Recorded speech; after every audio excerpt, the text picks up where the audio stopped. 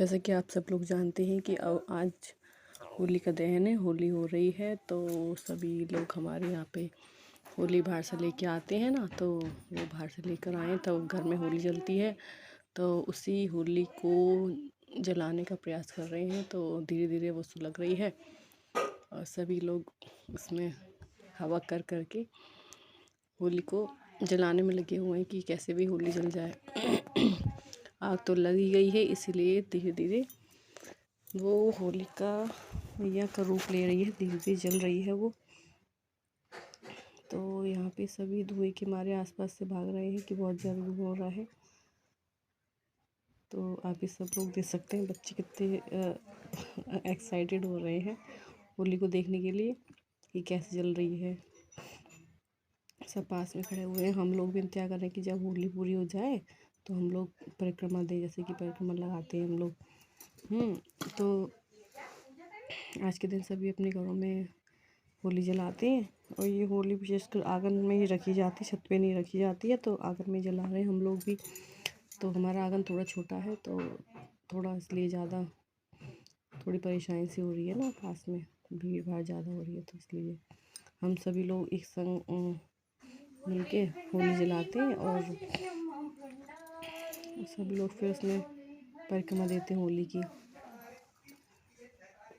फिर सभी लोग मिल के हम लोग होली का दहन कर रहे हैं और अपने अपने हाथ में हमने वो ले रखी है होली और गेहूं की बालें ले रखी हैं। तो उन सबको हम जला रहे हैं और परिक्रमा देते जा रहे हैं।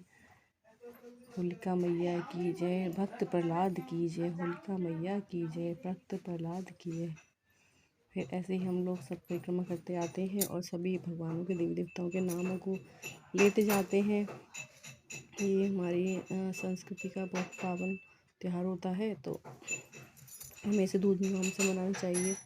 ये हम हिंदुओं के बड़े पवित्र त्यौहार होते हैं, बड़े बड़े होते हैं, जिससे हमारे बच्चों को एक सीख मिलती है, बुराई पर अच्छाई की जीत।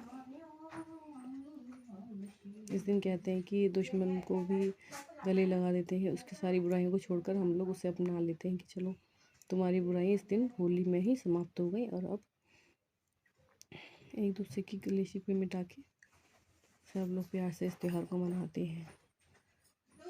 जिस प्रकार हम सब लोग मना रहे हैं, हमारी सास हैं, हमारे बच्चे हैं, पंडित जी हैं और सभी लोग हैं।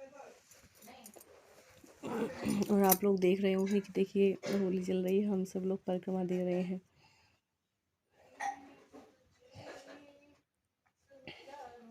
इसी प्रकार सब लोग होली का आनंद लेते हैं और ऐसे ही हम लोग अपने घर में होली सेलिब्रेट करते हैं। तो दूसरे दिन ग्रहण होगा तो हम फिर 4 तारीख को ही होली खिलेगी।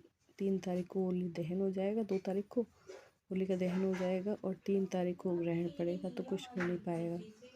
तो फिर इसीलिए जो 3 तारीख का दिन होगा वो खाली रहेगा ग्रहण के लिए।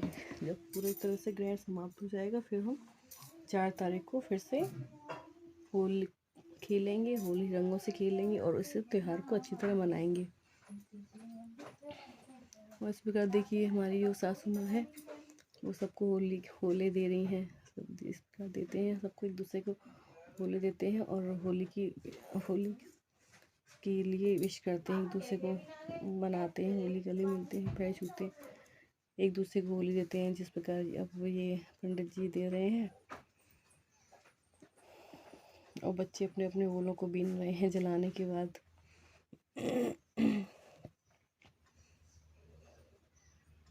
और ये नीचे मैं ही बैठी हुई, मैं भी अपने होलों को जलाने के बाद उनसे फिर उसको झाड़ झाड़ के ना होलों को निकालते हैं। तो वही प्रयास मैं भी कर रही हूँ बच्चों से, और ओम के लिए भी यही कर रही हूँ।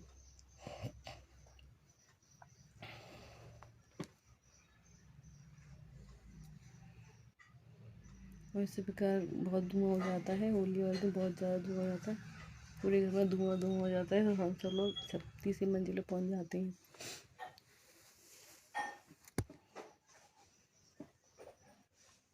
होलिका दहन की सबसे महत्वपूर्ण बात ये होती है कि जितना धुआं होता है ना, उससे घर की सारी नेगेटिविटी चली जाती है। और जो होते हैं ना घर में, जितने मक्खी मच्छर वगैरह होते हैं वो सब निकल जाते हैं। तो इसीलिए सबको स्वाहा हो जाता है, अच्छाई बुराई पर अच्छाई की जीत हो जाती है। इस प्रकार इस त्योहार को हमें सब लोगों को अच्छी तरह मनाना चाहिए और प्रेम समर्पण से इस त्योहार को मनाना चाहिए। सब लोगों को मिलकर ये त्योहार सेलिब्रेट करना चाहिए, अपने बड़ों के संग, अपने परिवार के संग, अपने बच्चों के संग। इस प्रकार देखिए जो हमारी सासू माता सबको होली देंगी और फिर सब उनके पैर छू के सब आशीर्वाद देंगे। बोलिए।